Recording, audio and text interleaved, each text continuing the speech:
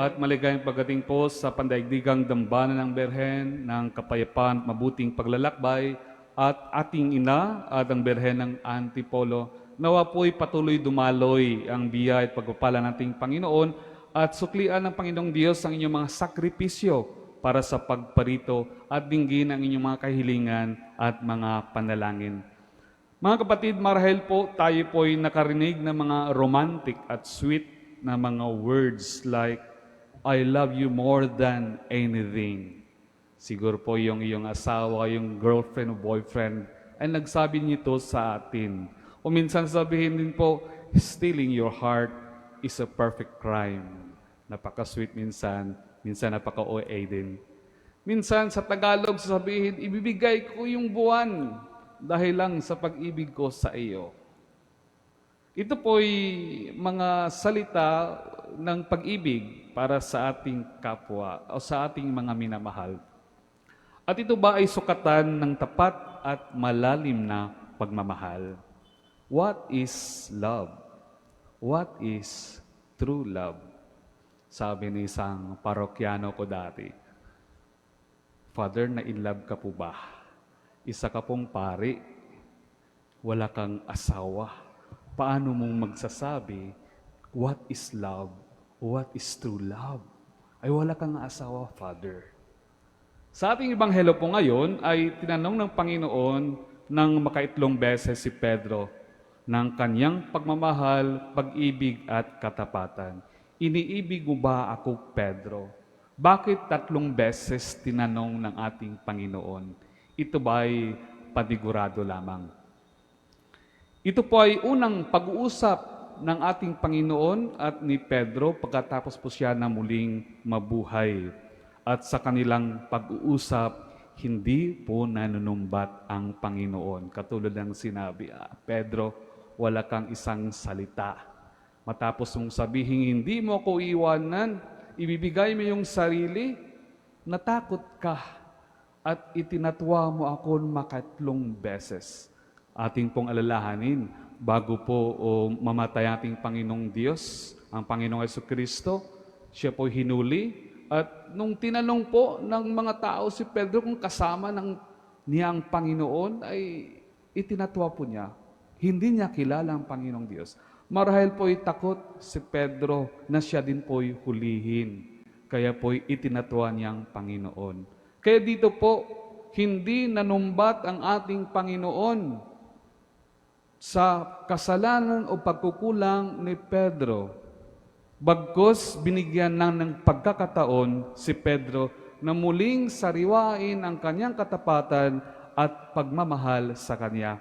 Ito po ay kailangan sapagkat mayroon pong nakatakdang misyon na ibibigay ang Panginoon kay Pedro, tagapangalaga ng kanyang kawan, ang ating simbahan.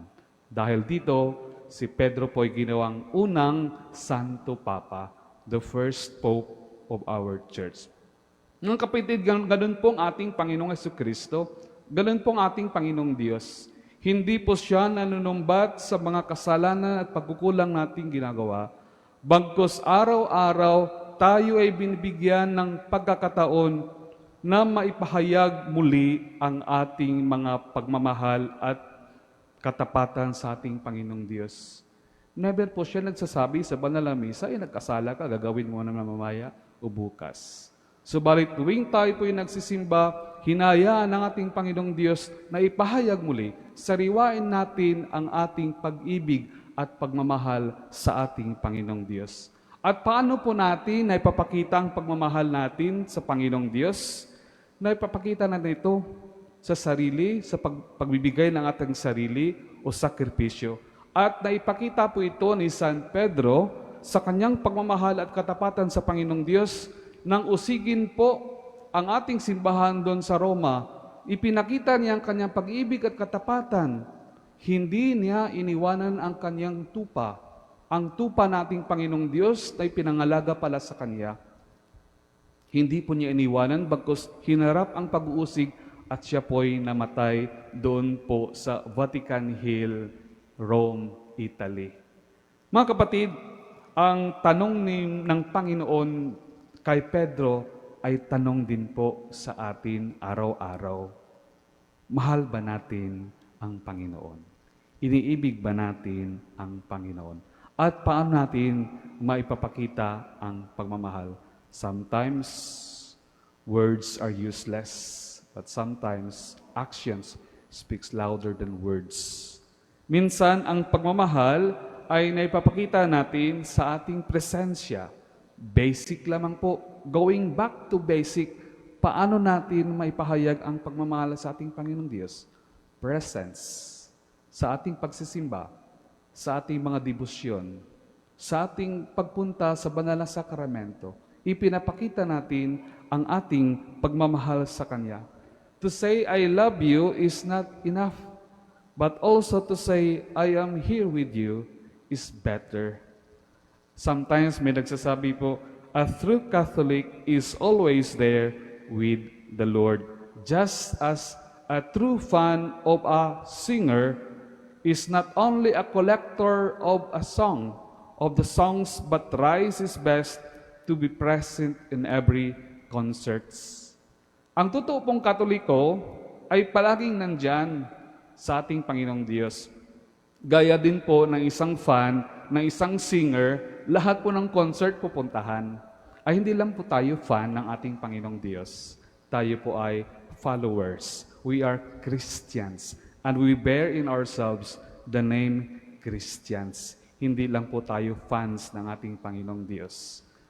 Isang pagpapakita ng ating pagmahal sa ating Panginoong Diyos ay ang pagsisimba po. Pangalawa po, na ipapakita ang pagmamahal natin sa ating Panginoong Diyos, sa ating Panginoong Hesukristo, sa pagmamahal natin sa ating kapwa, pagiging mabuting tao, pagiging mapagpakumbaba, pagiging mapagbigay, pagsasakripisyo sa kapwa. Katulad po ng isang nanay o isang tatay na patuloy na nagtataguyod sa kanyang mga anak. Gaano man kahirap ang buhay, ipinapakita ang pagmamahal sa pamilya. Ganon din po ang pagpapakita ng pagmamahal. At katulad din po ng isang binata na iniwanan ang pangarap sa buhay. Pangarap siguro maging doktor, engineer. Iniwanan pong lahat upang sumunod sa ating Panginoong Diyos para maging isang pari. At yun pong tanong kanina ng isang parokyano sa akin, Father, na-in love po ba kayo? Yes, of course. We need love to serve. We need love to sacrifice. We need love to leave everything. Iwanan ang mahal sa buhay. Ako po isang Bisaya at nandito po sa Luzon sa paglilingkod sa kawan ng Panginoong Diyos. Kailangan po ng pagmamahal at sakripisyo. At sa lahat ng mga pari, lahat ng mga obispo, at lahat ng naglilingkod sa simbahan, ibinibigay ang sarili dahil ito'y pagmamahal at pag-ibig sa ating Panginoong Diyos.